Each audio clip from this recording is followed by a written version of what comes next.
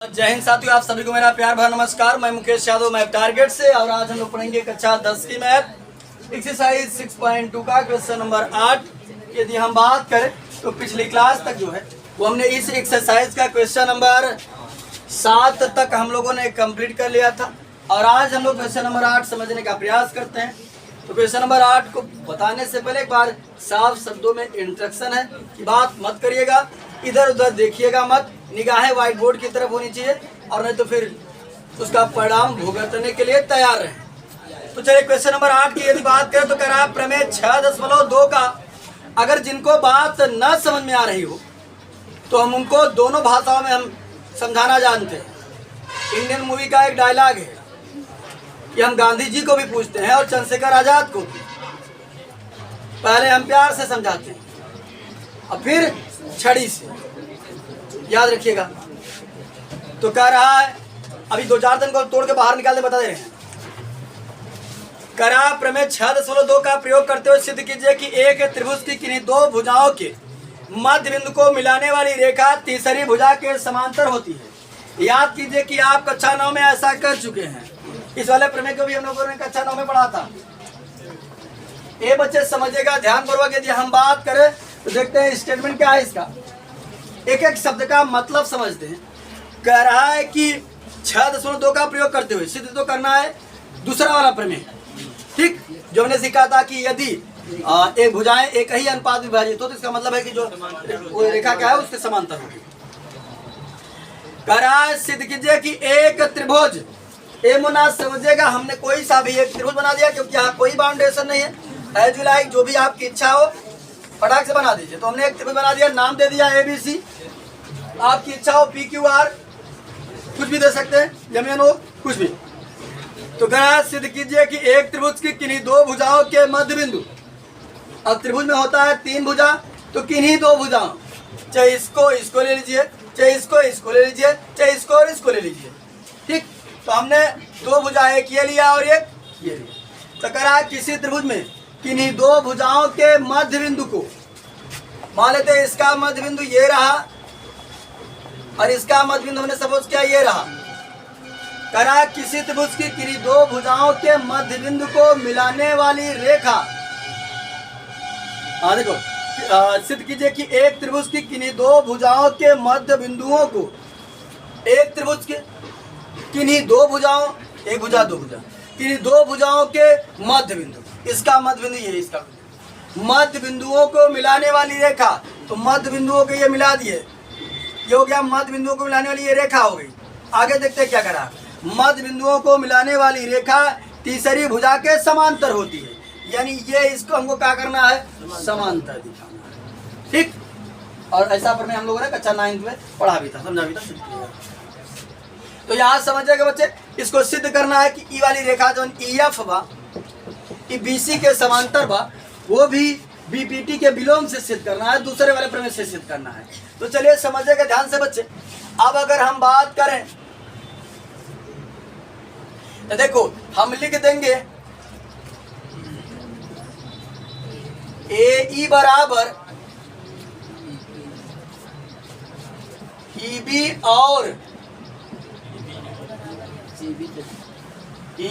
और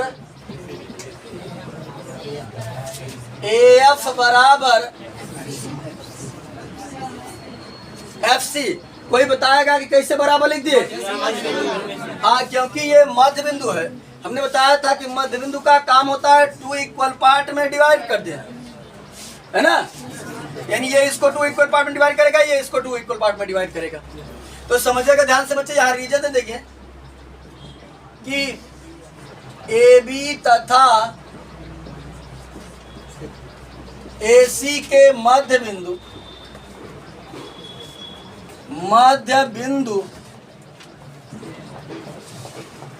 क्रमशः E और F हैं।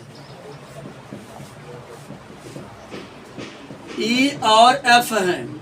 अब हम मिड पॉइंट का काम जानते हैं। मिड पॉइंट का काम होता है कि 2 इक्वल पार्ट में डिवाइड कर देना। तो हमें ये पता चल गया कि ए बराबर ई बी। यानी ये चीज और ये चीज आपस में क्या है, बराबर। ये चीज और ये चीज आपस में क्या है, अब मैं अनुपात निकालता हूं। तो हमने देखा, ना समझिएगा ध्यान से, कि अगर मैं ए अपान ई बी निकालूं तो कितना आएगा, कोई बताएगा? एक आएगा, कट जाएगा। हाँ साबस बहुत अच्छे। क्योंकि यहाँ समझिएगा ध्यान से, ये दोनों चीजें आपस में कहा है, ये बच्चे ए अपान ई बी है, इस ई बी की जगह मैं भी ए लिख सकता हूँ, तो काट दूंगा तो कितना आ जाएगा, यानी ये दोनों चीजें बराबर हैं, तो कट कर कितना आ जाएंगे, एक आ जाएंगे, यानी इसके बराबर कितना होगा, एक होगा, है ना।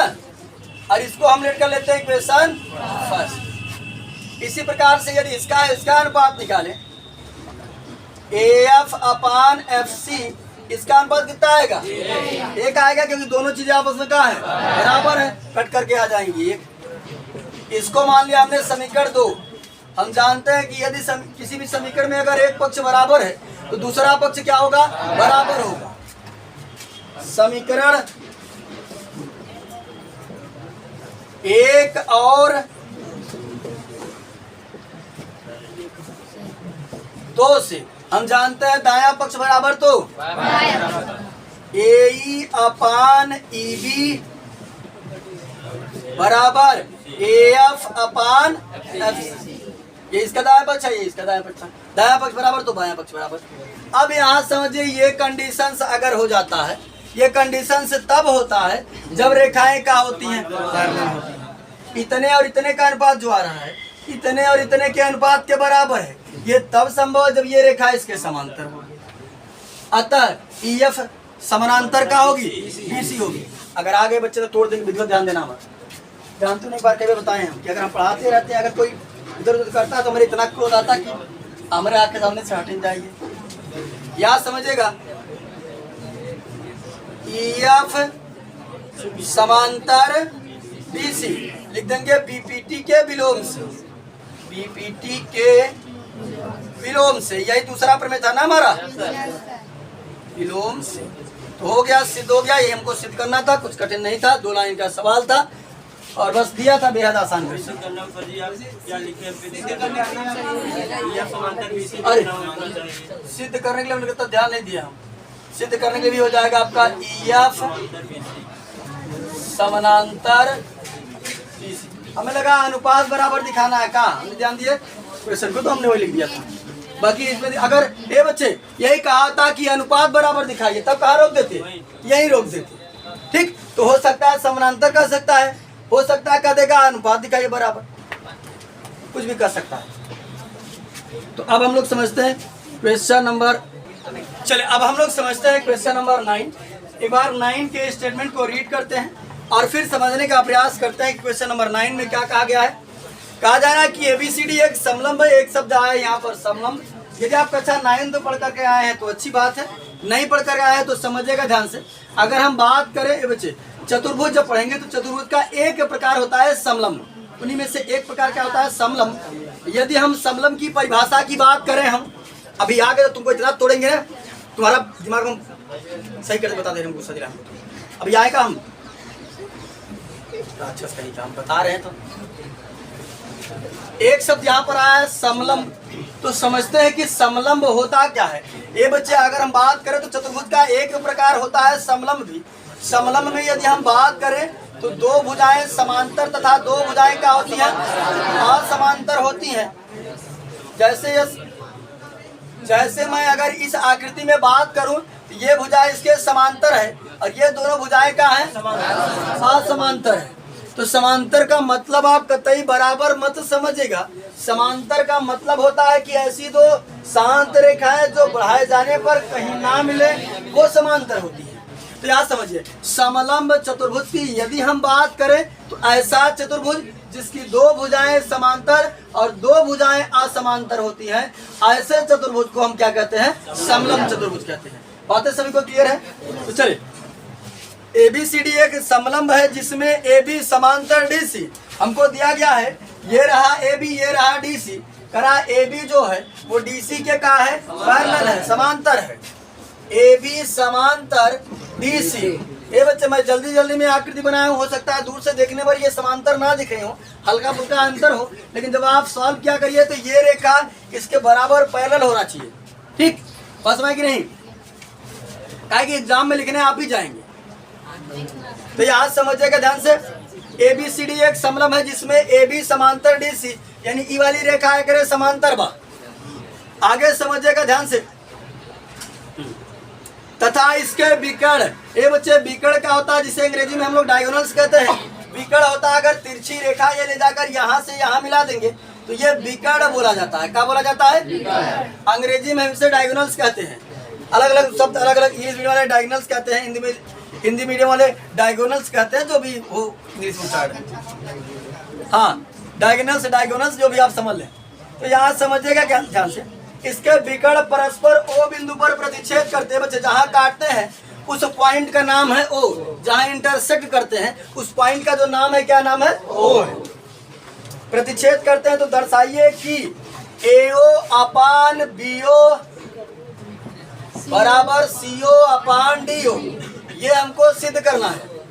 तो ये बच्चे समझिएगा ध्यान से, हमको दिया था कि भैया समलंब चतुर्भुज है और ये वाली भुजा इसके समांतर है और विकर्ण एक दूसरे को ऊपर काट रहे हैं, तो आप दिखा दीजिए कि AO अपान BO बराबर AO अपान BO बराबर CO अपान DO, ये हमको सिद्ध करना है। तो ज्योमेट्री सॉल्व करने का पूरा एक प्रोसेस होता है। ज्योमेट्री में आप जितना सिस्टमेटिक ढंग से लिखेंगे उतना ही एग्जामिनर खुश होकर के आपको नंबर प्रोवाइड करेगा। अभिषेक कुमार तुम्हारा बादाम शेक बना देंगे, हम याद रखिएगा। यहाँ समझिएगा बच्चे ध्यान से,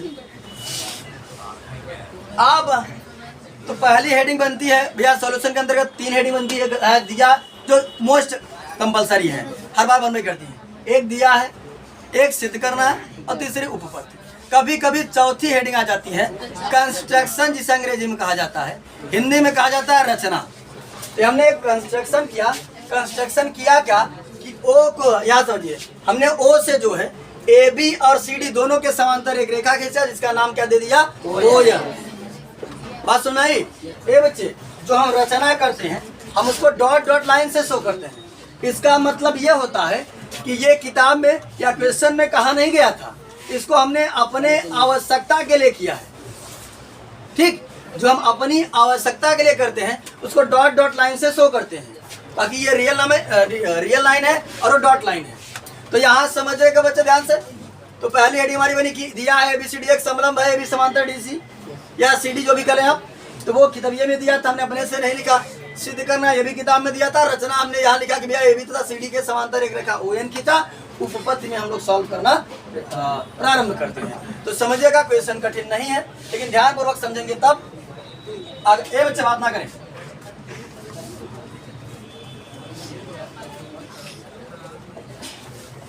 उपपत्ति को अंग्रेजी में प्रूफ कहते हैं, PROOF, प्रूफ होता है अंग्रेजी में। अरे बच्चे सिद्ध करना को अंग्रेजी में कहते हैं prove that, PROVE, prove that, सिद्ध करना है। और दिया को है गिवन दैट। ठीक, और ये कंस्ट्रक्शन है, ये है।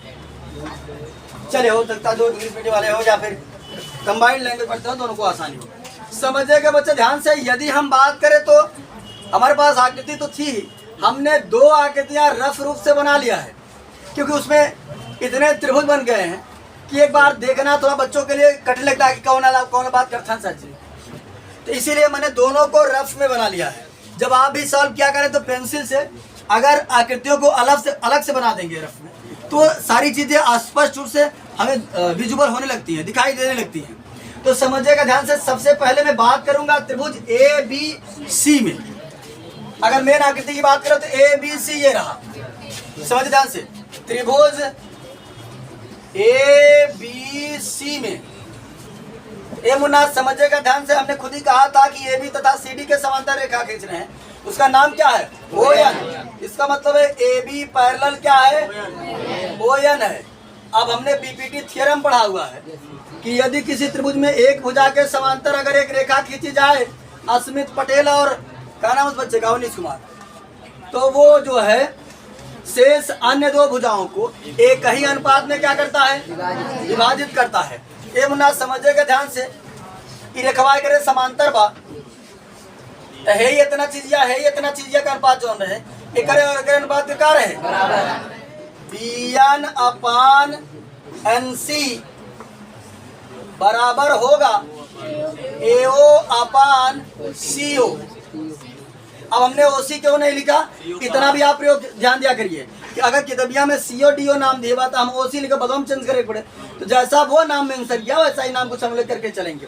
कुछ इतने चालाक बनते हैं कि सोचते हैं कि सर जी अगर चले 2 मिनट हम लिख ली, अरे तुम अपने भविष्य के साथ इतना खिलवाड़ कर रहे हो, तुमसे बड़ा मूर्ख इस दुनिया में कोई नहीं होगा।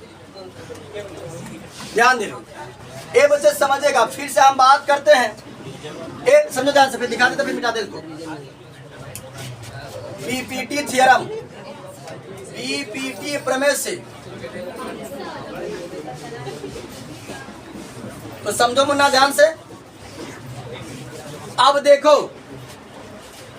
अगर इसको मानना तो मान लो इक्वेशन फर्स्ट। देखो एक दिखा देते हैं, इसकी कहानी तो अब समाप्त हो चुकी है, तो इसको मिटा देते हैं, इसका कोई काम नहीं। ये हटाओ इसको, हो गया। रफ आकृति दिखाने के लिए रखी। एक त्रिभुज हमारे पास है बच्चे,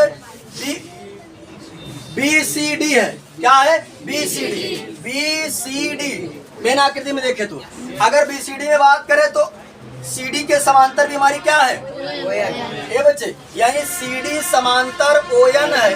तो हम जानते हैं कि यदि किसी त्रिभुज में एक भुजा के समांतर रेखा खींची जाए तो शेष अन्य 2 भुजाओं को एक ही अनुपात में क्या करता है? इतने और इतने का अनुपात जो होगा, इतने और इतने के अनुपात क्या होगा? यानी हमारा हो जाएगा Bn अपान Cn बराबर क्या हो जाएगा? BO upon DO। ये दिया ना BO upon DO, BO DO की बात किया हो जाएगा BO अपान DO। ये बात समझ नहीं सबको? क्लियर है ना? तो इस आकृति को मिटा दे हम, शांत रहो। चलिए बच्चे, यहाँ पर हम लिखेंगे त्रिभुज कौन सा था हमारा? BCD में। BCD में यदि हम बात करें तो CD पैरेलल क्या था? ON था। तो अनुपात हमारा बनेगा Bn अपान Cn बराबर BO अपान DO। ये भी हमारा हो जाएगा बीपीटी थ्योरम से, बीपीटी प्रमेय से। अब अगर बीपीटी प्रमेय से हम बात के बच्चे समझेगा, इसको लेट कर लेते हैं इक्वेशन सेकेंड। अगर हम समीकरण 1 और समीकरण 2 पर दृष्टि डालें तो हम देख रहे हैं कि बायां पक्ष क्या है? यदि बायां पक्ष बराबर तो दायां पक्ष क्या होगा? समीकरण 1 और 2 से comparing from equation first and second, now we get. अगर बात करें हम समीकरण 1 और 2 की तुलना करते हैं तो हम देखते हैं कि बायां पक्ष उसका क्या है? बराबर है। जब बायां पक्ष बराबर है तो दायां पक्ष क्या होगा? ये बच्चे, इसका दायां पक्ष है, इसका दायां पक्ष ये है। ये हो जाएगा AO अपान CO बराबर BO अपान DO। ये बच्चे, इतना करने के बाद हमने जब सिद्ध करने वाले पर दृष्टि डाला, हमने देखा कि AO BO CO DO ये तो सारा चीज है, लेकिन इनका जो ऑर्डर है वो ठीक ठाक नहीं है। तो हमने कहा ऑर्डर को ठीक ठाक किया जाए। हमने देखा AO अपान BO है और यहाँ AO अपान CO है, तो इसका मल्टीप्लाई इधर करते हैं और इसका मल्टीप्लाई, तो समझिएगा ध्यान से बच्चे, कि हमारा हो जाएगा AO अपान BO नीचे आ जाएगा, बराबर ये चला जाएगा ऊपर, तो हो जाएगा CO अपान। ये हमको सिद्ध करना था, हेंस ठीक। तो कुल मिला करके कठिन क्वेश्चन नहीं था, बस ये था कि आकृति थोड़ा सी थी वो बनानी थी, और आकृति यदि बन गई तो क्वेश्चन कठिन नहीं था। आज की क्लास में जो है वो हमने एक्सरसाइज 6.2 का क्वेश्चन नंबर 8 और 9 को कंप्लीट किया है। बाकी जो बचे हुए क्वेश्चन है उसे नेक्स्ट क्लास में कंप्लीट करने का प्रयास करेंगे। तो इस वीडियो में इतना ही, बाकी मिलते हैं नेक्स्ट वीडियो में, तब तक के लिए जय हिंद।